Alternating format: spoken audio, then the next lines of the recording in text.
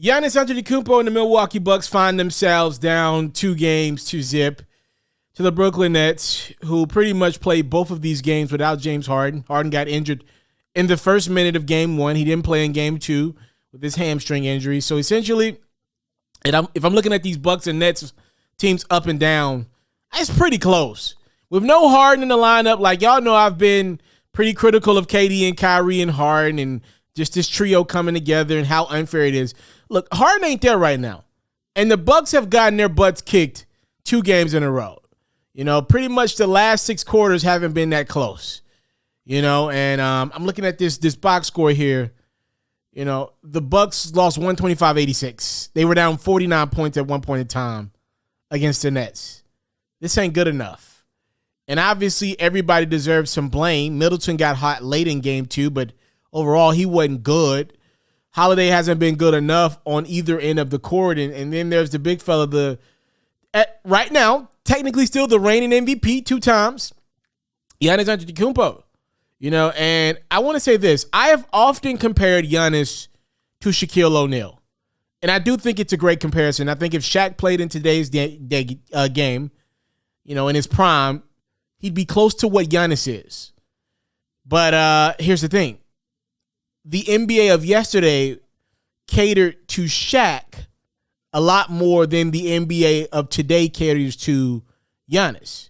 In the regular season, Giannis is able to dominate most of the nights because stars take the regular season off. Like, a lot of these guys can go get you 30 points in their sleep and win most of their games. 50, 60 games in an 82-game season just by coming to work and showing up. That's how good some of these guys are at the top.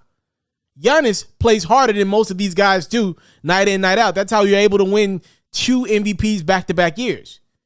Here's the thing. In the playoffs, everybody's playing hard. Everybody's looking forward to that next contract. Everybody's trying to cement their legacy. And what Giannis needs to be cognizant of and careful of is, he's going to Russell Westbrook it if he continues to struggle. And I know the numbers. I think it was 16 of 25 in game 1. So statistically, he had a pretty good night. He was over 30 points. But if you watch game 1, you know for a fact Giannis didn't have nowhere near the impact that Kyrie had or KD. And same thing as game 2. You know, I'm watching the games. And Giannis dominated the Nets in the regular season. He averaged like 40. Dominated them. He dominated them without Harden. Harden went there in the regular season, and Harden hadn't been there in the playoffs. We get to the postseason, game slows down. Everybody's playing hard. And here we are again with Giannis Antetokounmpo. We're here again. And, you know, I say this respectfully to the Greek Freak.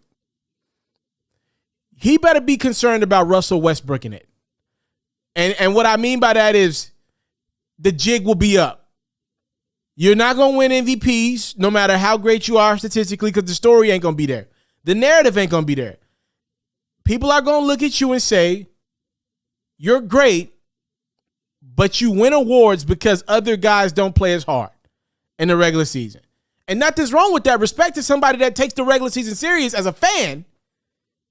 But in the playoffs, we see how the game caters more to not just a Kevin Durant over a Giannis, but also a Kyrie Irving over a Giannis. And that is a problem.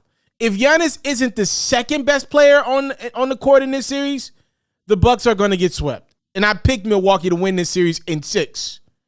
You know, look, it has not been great so far. I think Milwaukee's going to go get some home cooking, hopefully win game 3, and we'll go from there. But 2 games in, you know, I did not expect the Bucks to get hit in the mouth like they did in game 2. I did not expect that one. I did not expect that one whatsoever. That was not a good performance from Giannis and Milwaukee. You know, and the problem with Giannis, and it sucks, right? Giannis is like the greatest role player of all time. And people are going to be like, yo, Taliaferro, that's disrespectful. Let's do an MVP of the league. Hear me out. Giannis was just a guy who came from Greece and just wanted a chance. Him and his brothers, they were poor, bro. He just wanted a chance at this thing. And he got to the NBA and realized, oh my God, I have freakish athletic gifts. If I just work harder than everyone else, if I adapt that Kobe Bryant mentality, 3 to 4 workouts a day versus somebody who's only working out twice a day, at some point in time, I'm going to surpass everybody. And that's what's pretty much happened. Giannis has surpassed all the okay guys, all the good players, and now he's in the mix of the great players.